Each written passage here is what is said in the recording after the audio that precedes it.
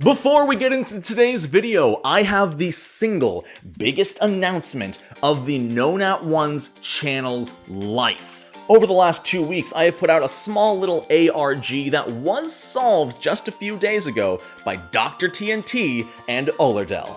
They found the secret page that teased that Known at One's is starting a Kickstarter for Sinclair's library. This is a Kickstarter that is going to fund the production of 2 unique books, one for GMs and one for players. Sinclair's Almanac and Sinclair's Codex. The Codex is going to contain 150 unique NPCs. I'm talking everything from the little girl down at the well to a big bad evil guy you can use for a 1 to 20 campaign. This is going to be great for GMs whose players just love to walk off and find something random to do. You can flip open to a page and every NPC, even that little girl, is going to have some light backstory, a stat block, and some interesting plot hooks and ideas you can use them for.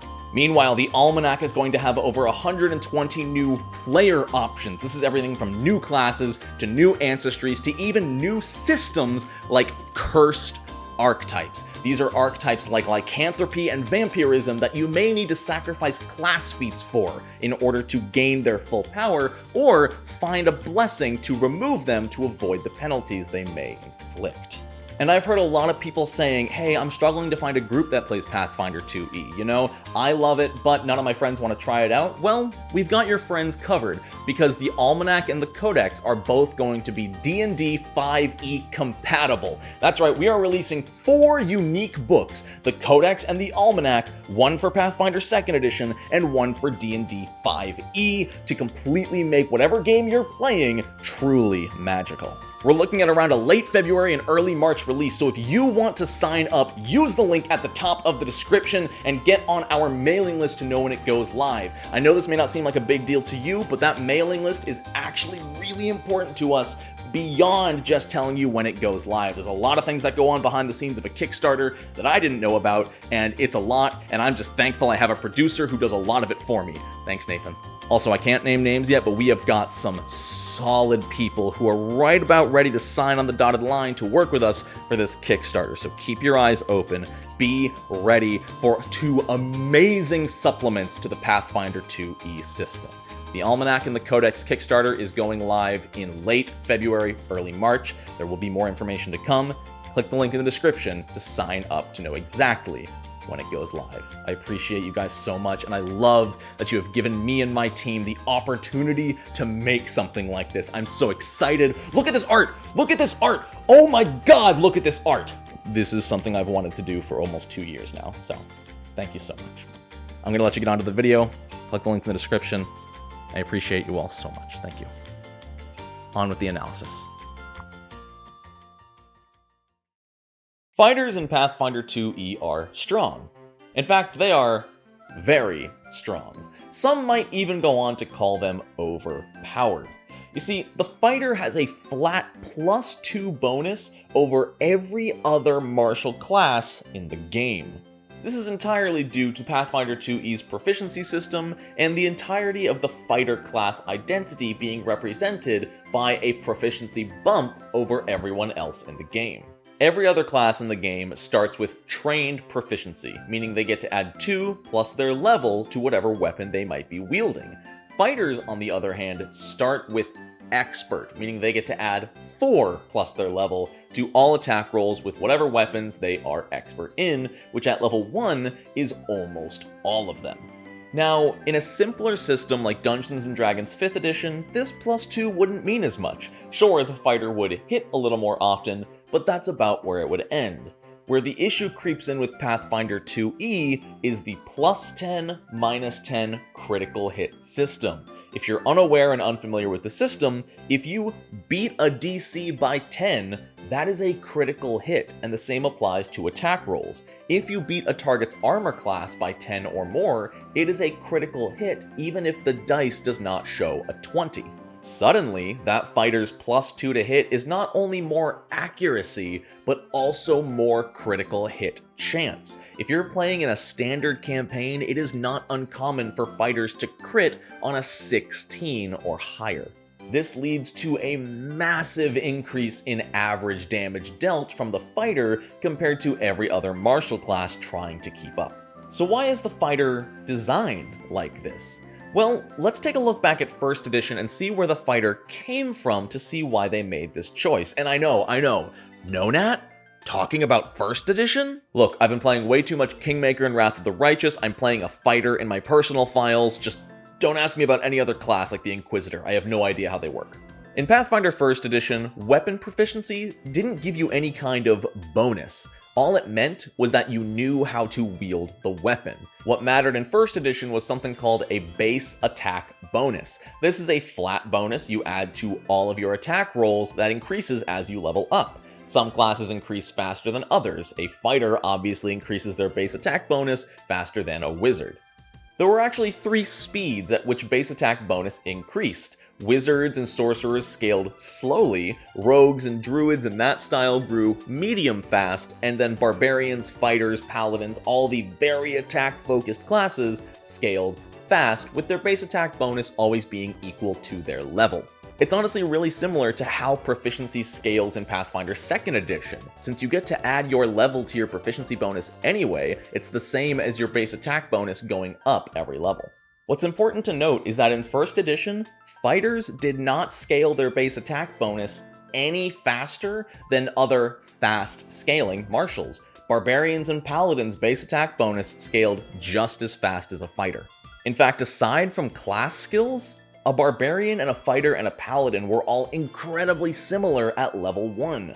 It was the class features and feats at later levels that really started to differentiate them. The only real difference at level 1 was that barbarians could rage, paladins could smite evil, and fighters got a bonus combat feat.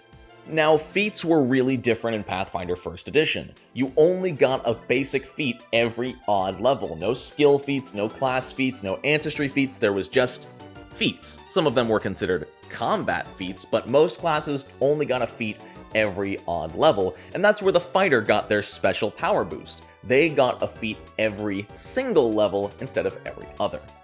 More feats, more options, more combat abilities. And this is important because in 1st edition, feats were a lot different than they are now. In Pathfinder 2nd edition, you're never gonna find a feat that just says +1 to armor class. But let me tell you about dodge in Pathfinder 1st edition. Feats are strong, and this allowed the fighter to get an edge over other classes, but that's not what we're going to pay close attention to.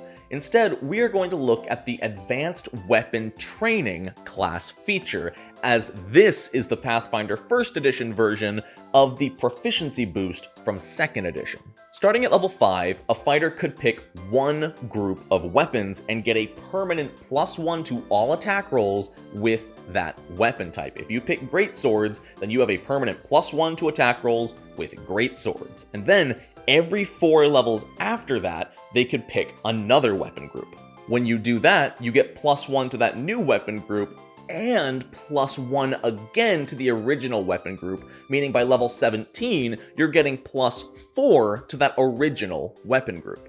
Now, obviously, this is reflected a little bit in the fighter weapon mastery from Pathfinder 2e, where you have to pick one weapon group and stick with that as your master proficiency while everything else sticks to expert with the rest of the martials. You can see there's a comparison there, but the big difference is that in 2nd edition, they get their big bonus over other classes right at level 1, whereas in 1st edition, they didn't really start getting their edge until level 5 and onward. Personally, I liked the advanced weapon training of Pathfinder 1st edition, not just because it gives a bigger boost to the single group of weapons, but you also get a 2nd, 3rd, and 4th group of weapons that you're almost as good with, really making the fighter much more of a weapons master compared to other classes. But let's put this into context. That +4 at level 17 sounds insane for the fighter, but a barbarian of the very same level can rage, and rage in 1st edition gave them +6 to strength and +6 to con at that level, so they're already getting the +3 modifier to strength anyway, which is very comparable to the fighter's +4.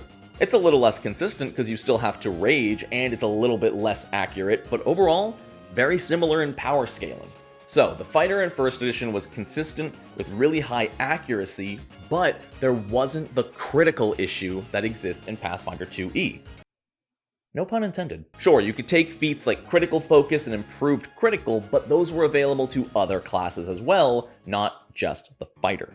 Now we fast forward 20 years to Pathfinder 2nd Edition, where the fighter starts with +2 at level 1, crits more often, and just does more damage than any other class at low levels. No special feats, no specific build requirements, just an 18 in strength or dexterity, and you're the best. So let's discuss today's pertinent question.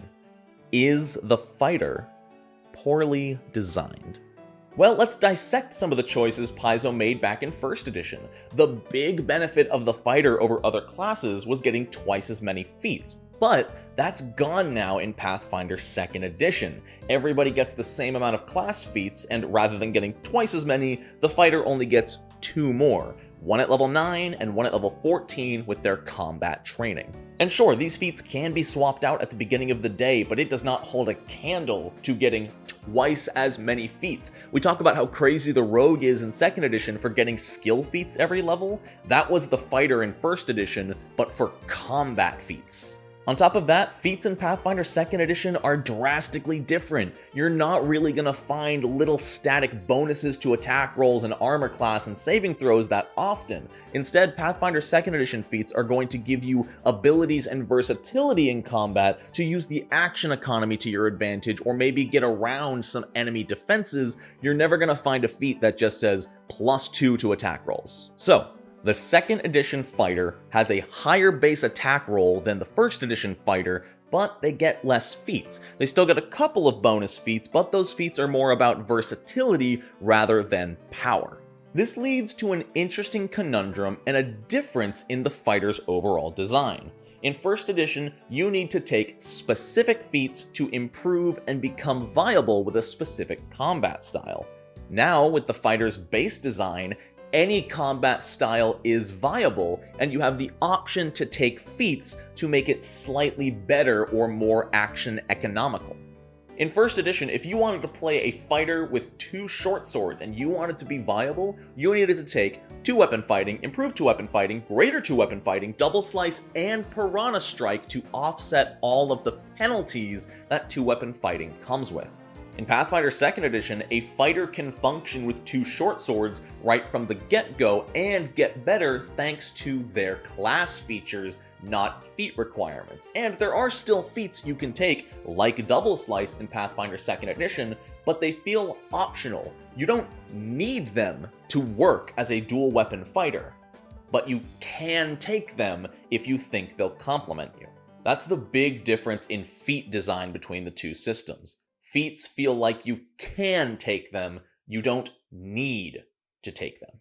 So from a class standpoint, I do think Pathfinder 2nd edition has done an amazing job in simplifying the fighter while retaining the core identity of a weapons master. And in a vacuum, that's the end. That's where I say, yeah, I like the Pathfinder 2e fighter better than the Pathfinder 1e fighter. But we need to take a step back and compare the 2e fighter to the rest of the system that it's a part of. And that's where the issues become far more glaring. Wait, do you hear that? It sounds like something I've been wanting to say for months. It sounds like the majority of people watching this video are not subscribed to the Known At Ones channel. Can you believe that? Honestly, I know you guys are sick of hearing that from other channels, but it kind of feels really good to finally be there. For the longest time, the channel was at like a 70% watch time from subscribers, which means my videos weren't reaching new people. This demographic, even though you should subscribe if you're not, I mean, come on, what are you doing? This demographic means that YouTube is finally pushing my content to new people, which is great to hear. So if you're new here, please subscribe to the channel for quality Pathfinder 2e content. I have a ton of fun putting it out, and hopefully you have a ton of fun watching it. So thank you, back to the rant. The flat +2 to all attack rolls on the fighter raises some design alarms. Not just because of the critical hits, but because it sort of messes with the entire archetype system as a whole. See, Pathfinder 2e doesn't have typical multi-classing. Once you pick a primary class, that is your only primary class for the entire game. If you're a fighter and you want some rogue abilities, you need to take the rogue archetype and then take some rogue feats and features by sacrificing some of your class feats. When you level up, you're still a fighter, but you might get a little bit of rogue in there. Now these archetypes are fine. They are specifically designed to be a weaker choice than your class feats because Paizo really wanted to avoid that power gaming, ultimate multi-class perfect build that a lot of Pathfinder 1e campaigns ended up suffering from. That's completely understandable, but it has led to a pretty severe design issue that at current moment Pathfinder 2e has no way to correct. Archetypes cannot give any numeric bonuses to attack rolls, and it's pretty much the fighter's fault. Now, correct me if I'm wrong, but I do believe Paizo has gone on record saying they didn't want to add numeric bonuses anyway to avoid that power metagaming mess that Pathfinder 1st Edition sometimes found itself in, but because of their choice with the fighter, they have written that design space out completely. As I've said, a +1 to hit isn't just +1 to accuracy, it's +1 to your critical hit chance as well. And a +1 or +2 to hit would be amazing on something like a monk or a ranger. But the problem is, if it's available to them, it's going to be available to the fighter as well. If an archetype gives +2 to attack rolls, great, that ranger can catch up to the fighter and be just as accurate as him by sacrificing a few class feats, but the fighter can do the exact same thing and keep that +2 accuracy over everyone else in the game. And you can't really make an archetype that has not a fighter as a prerequisite. Sure, they could have made it so the fighter archetype increases your proficiency to expert when you take it, but then every martial class in the game would take it anyway. Hell, most of the spellcasters probably would too. Designers have had to be so careful with giving even the slightest bit of attack bonuses that the Bard multi-class archetype gives Inspire Courage as a level 8 feat. You know, Inspire Courage, the thing that bards start with at level 1. And I don't blame them. +1 to hit is really good. +1 to crit is borderline broken. Even something like the Archer archetype, it sounds like it should make you more accurate and better with bows, right? Well, it doesn't. The dedication just gives you trained proficiency, which is only helpful on like 4 classes in the game that don't start trained with bows. The quickshot feat just saves you an action, and advanced bow training is completely useless. The only 2 feats that actually have a numeric bonus are Crossbow Terror, which gives you +2 to damage with crossbows, and level 8's Archer's Aim, which if you spend 2 actions to make a normal strike, you get to add +2. Look at all those hoops you need to jump through just to get +2 to your bow attack rolls. You need to take the dedication, you need to take Archer's Aim, and you need to spend an extra action whenever you want the bonus just to get +2. And unless you're playing with free archetype, 2 class feats is a heavy sacrifice. Unless you're the fighter. Do you see what I'm getting at here? These bonuses wouldn't be as scary to design if the fighter didn't already have that flat +2 ahead of everybody else. The issue honestly isn't even the fighter, it's the fact that the entire system is based around starting with trained proficiency at level 1 and getting master at level 15. The fighter just breaks this rule. Now of course there's a glaring exception here. What about the gunslinger? They scale just as well with the fighter. And yes, they do, but they first off take penalties to scaling proficiency with any other weapons. They're ranged weapons, so they're not adding strength or dex to these things, and they're entirely reliant on critical hits anyway. If the gunslinger lands a normal hit, they're doing a pitiful amount of damage. They are relying on the deadly and fatal traits, which means critical hits kinda need to be part of their repertoire. That's what they do. Because of the nature of the Pathfinder 2nd Edition system, that little +2 that fighters get at level 1 makes them strictly better than every other martial in the game when it comes to raw numbers. Now I know all of this is old news, but I still think it's worth discussing. The combination of the +10 -10 critical hit system and the fighter's proficiency bump just leads to this glaring issue, but you can't remove either of the problems. You couldn't just remove the +10, -10 system. Sure, it would make the fighter much more balanced, but it would also take out one of the coolest parts of the entire system. And you can't knock the fighter down to trained along with everyone else, otherwise he's just worse than every other class in the game. So what do you do to fix it? Honestly, I have no idea. I'm not a game designer, I just play the game and talk about it here on YouTube. We obviously can't errata anything about the fighter. That proficiency bump is the entire class identity. The fighter is good at fighting, they should be better at fighting, but +2 is a lot. The class is going to stay this way, and there's always the argument that fighters are only good at fighting, nothing else, and it's true, I agree with that. Fighters get pretty much no feat support outside of combat. Even the barbarian gets things like barreling charge, which have out-of-combat applications. The fighter doesn't get any of that, and that can restrict them, especially at a roleplay-heavy table. And at such a table, +2 to attack rolls might not even matter. If you only have a combat every month or so, getting +2 to like 3 or 4 rolls a month isn't that big of a deal. Honestly, it hasn't even mattered to my group. We've had a fighter almost every campaign, and we've still had fun with it. But I can't tell you the number of times we've gone, wow, the fighter got a crit? What a surprise! I do still think it's important, however, to analyze these mechanics from a universal perspective. These rules are written to apply to as many tables as possible with as few changes as possible. Obviously, your group has the right and the ability to remove, change, omit, add, and do whatever you want with the rules, but there's still some interesting design philosophy to be discussed about how the rules should be presented at their raw form. The fighter bonus proficiency is going to limit a lot of design space going forward, and probably make it so a lot of character concepts will never see the light of day due to their support being omitted for fear of buffing the fighter. People love to bash on Pathfinder 1st Edition and its hundreds, if not literal thousands of feats available to player characters, and trust me, I agree, that's too many feats. But those hundreds of feats allowed characters to start on an even playing field. It allowed them to, sure, plan their builds if they want, but unless you really min-max and take all those power feats on purpose, the fighter isn't going to be completely broken compared to everyone else. Whereas in Pathfinder 2e, there is no way to play a fighter that is not better at combat than everyone else. I suppose you could give them a 14 in strength and do that, but But those hundreds of feats did allow the classes at their base design to begin much more balanced and equal, back when a barbarian and fighter's only difference is rage and a combat feat.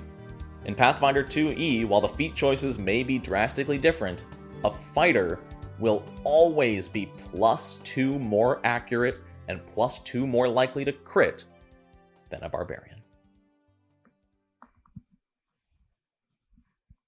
Hey guys, thank you so much for watching this video. I know it was super different, but I'd love to hear your thoughts down in the comment. Do you want to see more analysis pieces like this? I'd love to dive into some of the other classes, see how they changed from Pathfinder 1st Edition. The research was a lot of fun, and this was a lot of fun to sort of record in my new standing up style. I wrote out a full script. It was a ton of fun to do this. So let me know down in the comments if you want to see more like it. I want to give a huge shout out to my patrons for keeping the lights on and helping me do what I do. Now is a great time to become a patron over on the No Nat One's Patreon page. Just saying, we have a ton of cool stuff coming. Don't forget to like the video and subscribe to the channel for more quality Pathfinder 2e content. I hope you all have a wonderful rest of your day. And until next time, No Nat Ones.